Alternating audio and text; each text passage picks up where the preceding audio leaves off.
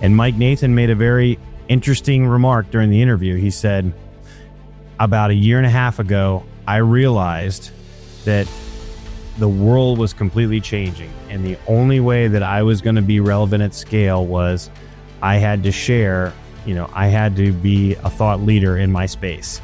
And I needed to do that through different social media platforms. Welcome to the Content Crib podcast. We think we're on episode 19 or 18. We don't know, but that's we had to take a little break because of the actual Content Crib in Bentonville. So I think our heads are still spinning from that event. What a good time, huh? Man, it was a great time. It was our biggest one yet. I like to say we had 65, but I think we had more than that. I think we had it was a packed house and lots of new faces, which was great. I mean, that was exciting. A lot of new people. Obviously, a lot of our usual people who come to quite a few Content Cribs, repeat customers, repeat friends. So it was a lot of fun. We had something new this time. We had organizations that sponsored the Content Crib, which was really cool. Exit 156 Capital out of Minnesota, and then there you got the Yeti. Look at, if you're only listening, Chris is showing everybody his very cool Yeti 156 cup that he has.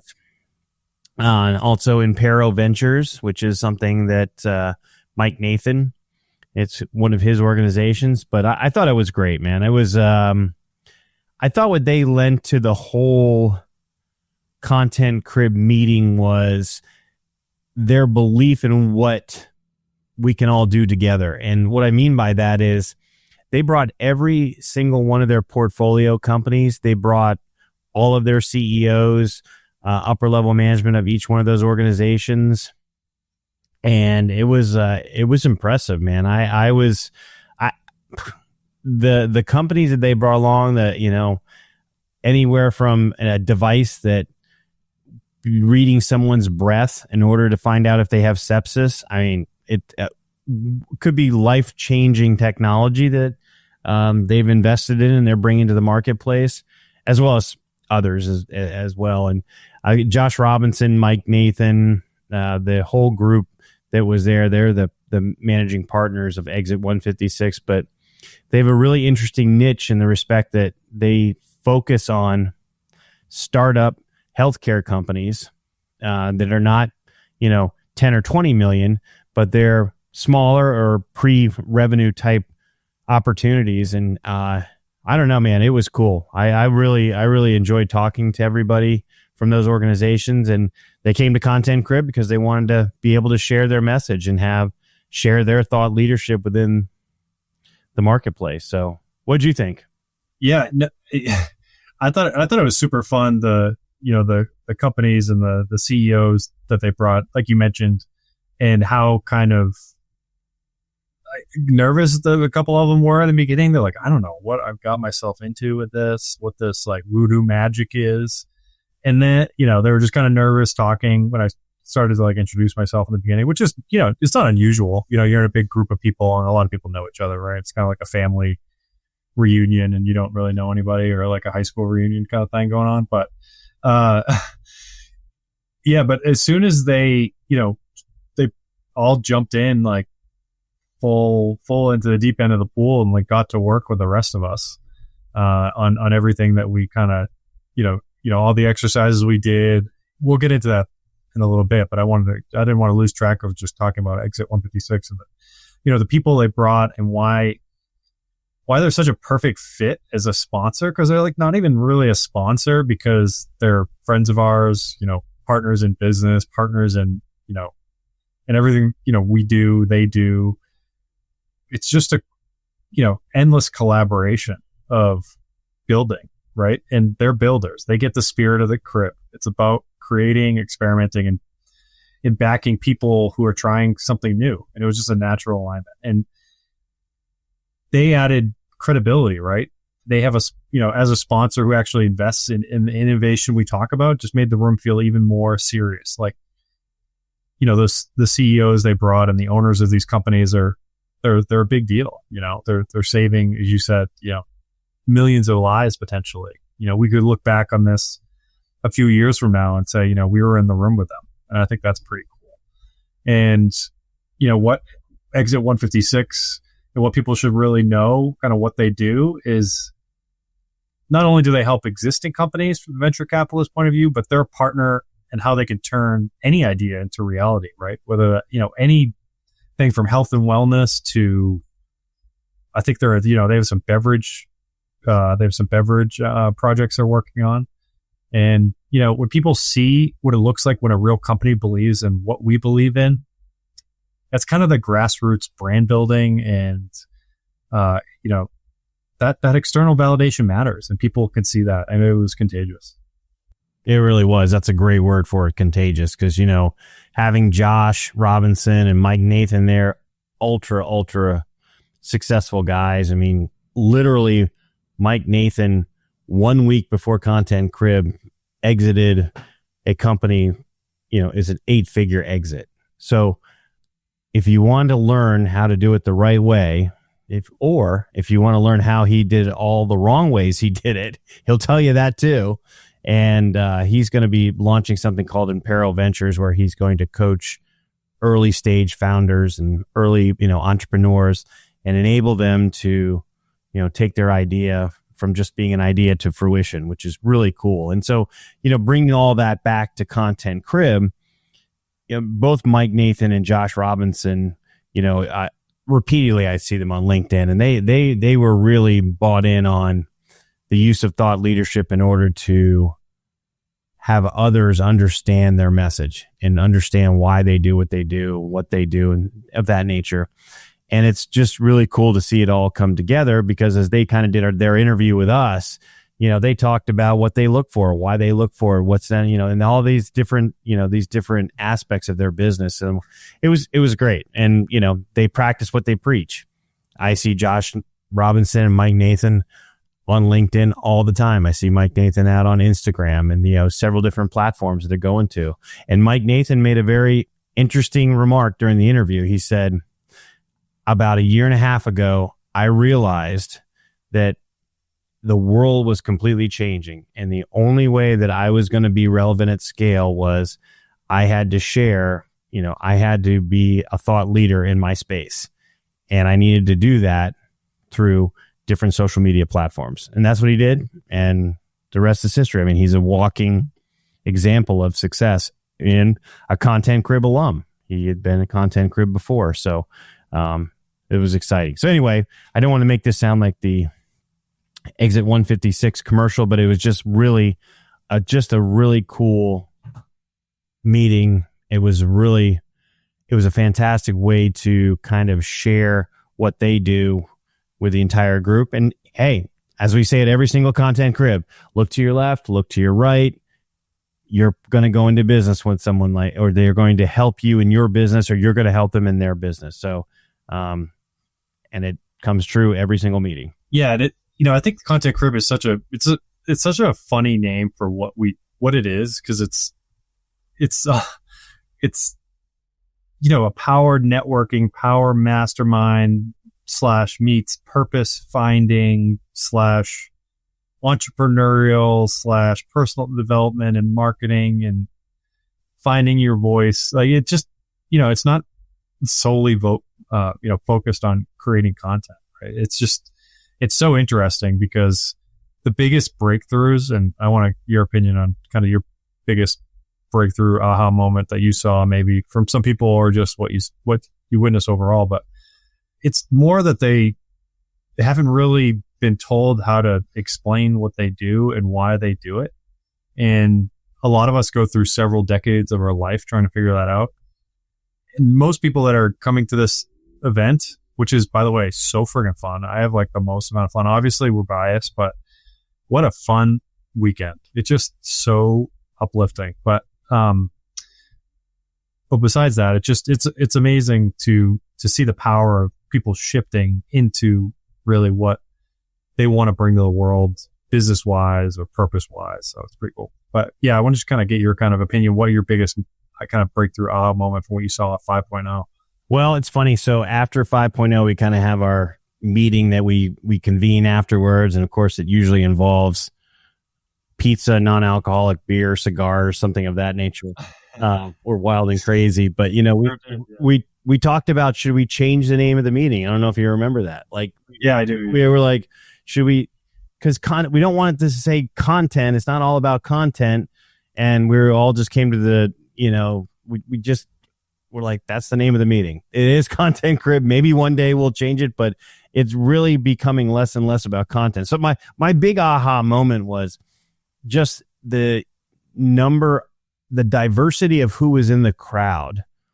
I say this every meeting, but this one just really struck me. I mean, this time around, we not only had orthopedic surgeons, we had interventional pain, we had spine surgeons, we had founders, we had entrepreneurs, we had professional salespeople, we had entrepreneurs that owned clinics, we had venture capital people in the room, we had I just thought about this before we got on the podcast. The amount of people that we had in that room. 2 Navy SEALs. Somehow we had 2 Navy SEAls. 2 Navy SEAls. I did. I said when Scott walked in, I was like, "Oh, I didn't realize you were a SEAL." I go, "Here's another guy who liked to drown himself on purpose." And so, they did some secret handshake, and then all I know is that they were, they spoke another language, and the rest was history. But yeah, 2 Navy SEAls. Not to mention how many. That's the other really weird thing. How many military academy graduates we have that come to Content Crib? Doesn't it make you feel like pretty unaccomplished? Yeah, it's like exactly. Like, getting up for early in college for me was just getting up at all that day. But exactly. So anyway, yeah, it's pretty impressive people all in the same room. But my biggest takeaway from the weekend was just how nobody's bigger than anybody else. Nobody's bigger than anybody else. Let me tell you, they could absolutely.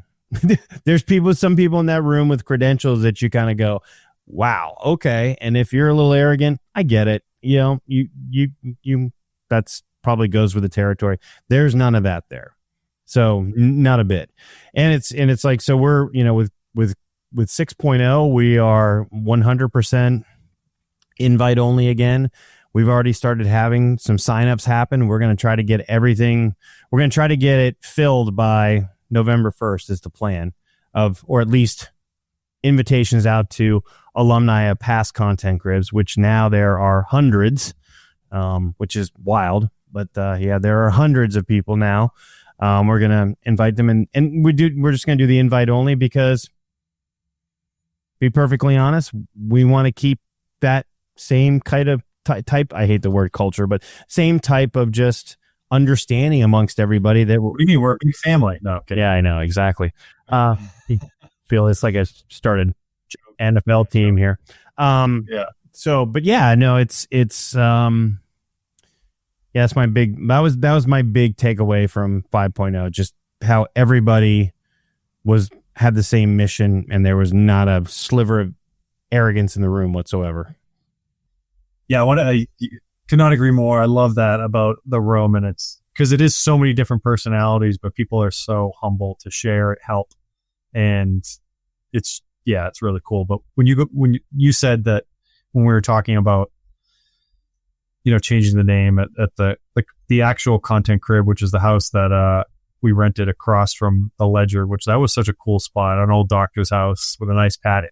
That was an awesome spot. Nice job picking that out. But it started to make me think as you were talking about that. Content Crib is probably the best name because it's so foundational. What we do is so foundational to build people to create the content in the right way, right? So, it's obvious. These things are obvious, I guess, but it is true, right? Building this foundation by, understanding how to craft your voice and go through all these exercises and learn from other people and then watch, the alumni in the room that are helping some of the newbies, or not even newbies, some of the other alumni that are ready to take that next step forward and, craft and hit posts. So it's pretty cool, and then there's a big faction of the room that are there just for the networking, and that's fine too. And some of them you start to be inspired to create content too, or up their commenting, or start to utilize video a little bit more. So, for my biggest kind of breakthrough moment, aha moment, is just seeing how fast people shifted from consuming, us at the front of the room, talking, and then right into creating and getting to work, right? At these things, you always, whether you're at a corporate meeting or, something like what we do, which is very anti-corporate, right? People are attending this, more than 75% on their own dime. Some companies are smart enough to sponsor people that come to these things. Very rare, right? So it's, at the start of the day, you always have these kind of hesitations, folks worried about, speaking up, or, if they have the right angle. But within an hour, people were producing content, sharing drafts, giving feedback, going around, helping each other, getting stuck and talking through it. And the moment where the theory turned into action kind of showed me that, the formula that we built over time, if you create the right environment and people unlock what's already inside them, and it's just such a breakthrough. And I, remember seeing, Tony, who was at our, a long time alum and friends of ours, and then did our Content Crib RX cohort. He had the biggest breakthrough of the weekend. He's a vet. So that was cool. Then he was helping others too. So I thought that was awesome. Yeah. Yeah. No, that's what's really cool too. The other takeaway is how, multiple, I mean, we literally have attendees that have been to every single Content Crib now that not necessarily 1.0, because that was a ragtag group of people who was actually, no, I think Lindsay was at Content Crib 1, and he came something like 11 o'clock at night. But, we've got so many, so those people are now helping others in the room, and that's really cool. And there's, I won't mention names on the stuff, but there's some people also that were going through some things, like they, had some tough situations that are going on, and there are people jumping in like, well, wait a minute, I'm going to introduce you to this, and I'm going to introduce you to this person. And, I know they're looking for somebody to do this. And I know that, that was just pretty, I don't know. It's kind of makes you go, I'm part of something really cool. And that's it's inspiring for sure.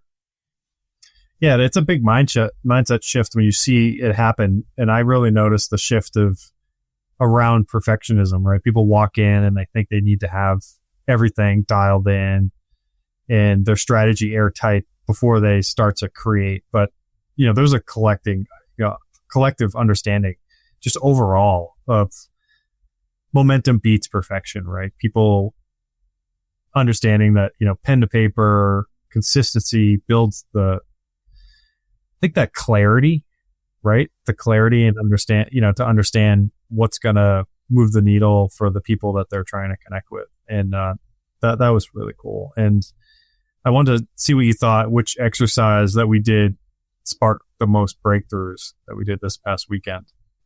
Wow, that's a great question. That talking logo, I'm not going to say that's it. Hey, you stole it.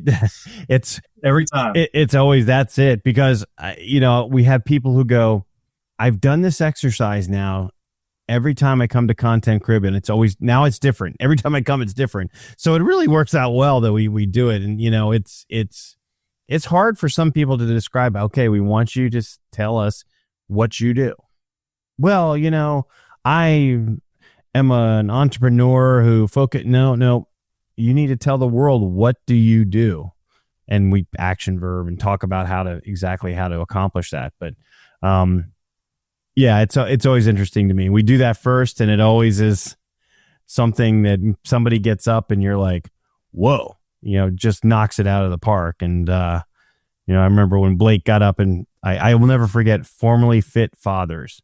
That's stuck in my brain. That right there. Skin is close. Quote unquote, Formerly Fit Fathers. I'm like, oh, so you mean all the fat guys in the room? I gotcha. I like it. Yeah, that was good. Yeah. Well, how about for you?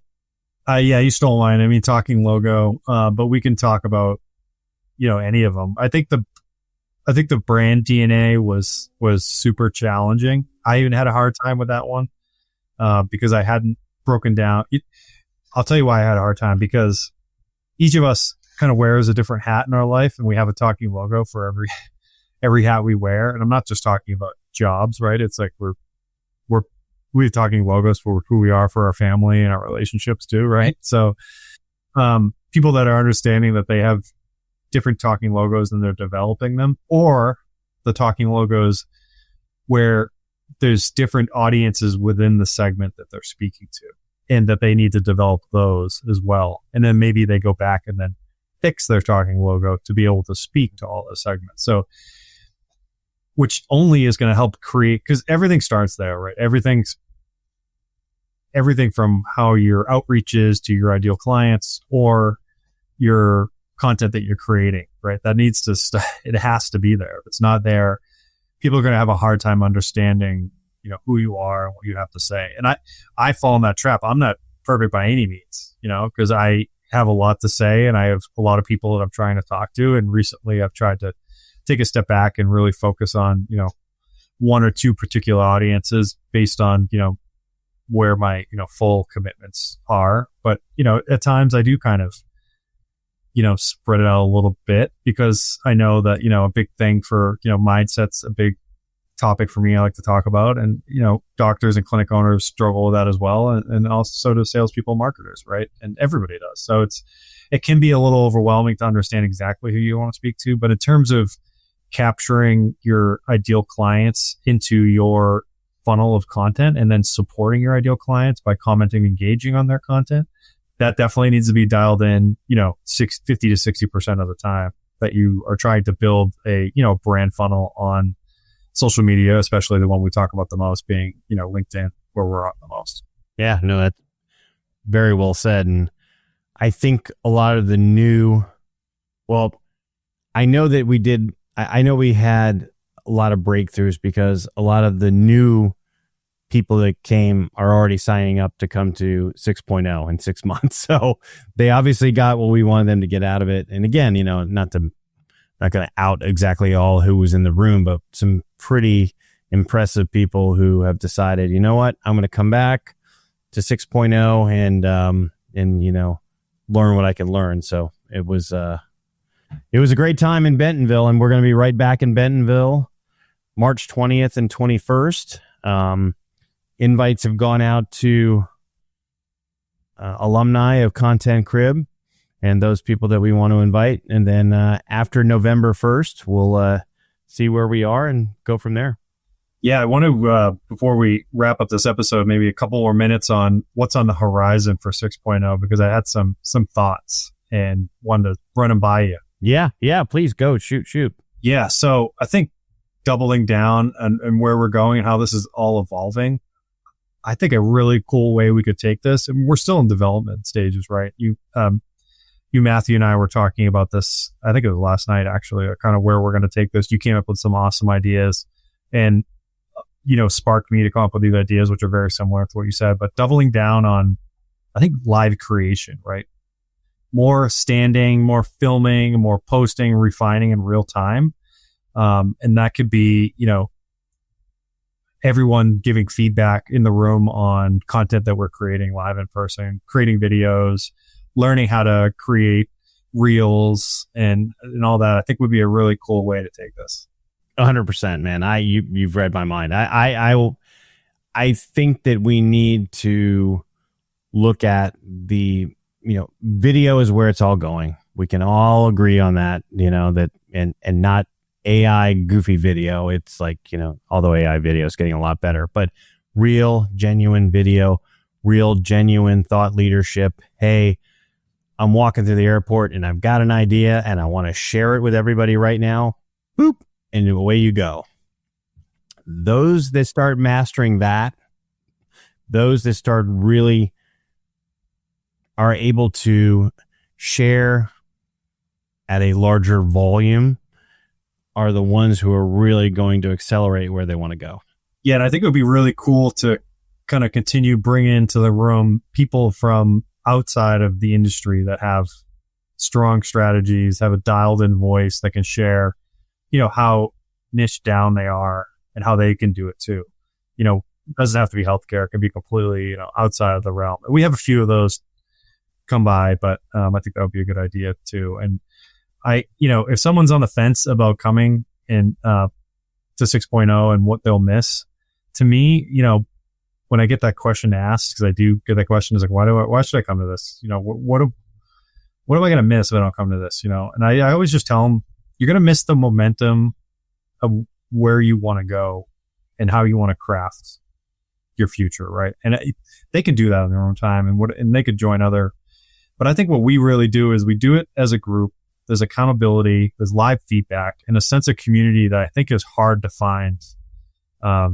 It just can't really be replicated. And I don't know of any other group. There's not many other groups out there that do it, I think, in the way that we do it, which I think is just awesome. So I think you're missing that spark that pushes you to actually do the thing that maybe you've been putting off. Yeah. And I think I really can't say it any better. I mean, what it is it's a judgment-free zone and people there to help.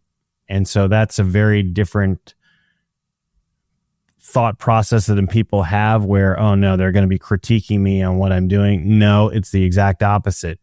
They're going to be jumping in with you and locking arms and going, hey, let's do this together. Let's figure it out. And we're all going to be better together. Absolutely. All right. Well, I think that wraps up another episode. That's another episode in the books. And I realized as I was talking, like, by October 31st, this is going to be out after that. So if you do hear this episode and you're interested in Content Crib 6.0, if we have spots open, DM myself or Chris on LinkedIn and we'll get it figured out. Exactly. Sounds good. See you guys. See you, Eric.